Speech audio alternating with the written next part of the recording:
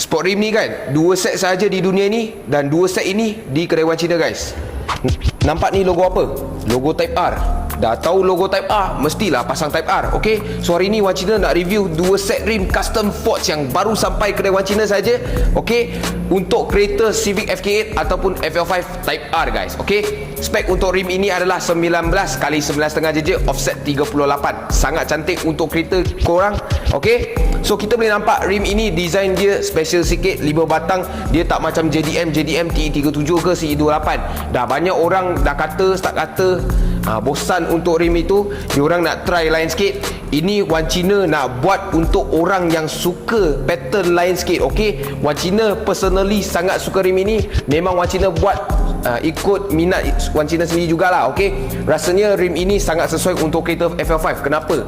Sebab warna ini yang Wan Cina buat adalah nampak macam metal brush. Okay, brush ini dia bagi rasa macam rim tu lagi besar. Okay, so pasang kat kita nampak sangat-sangat cantik. Okay, so ada 2 set dekat kedai Wan Cina.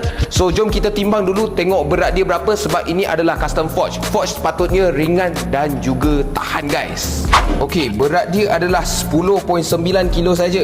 Macam berat daripada 19 inci lain, tetapi Wan Cina sengaja suruh dia buat berat sikit. Kenapa?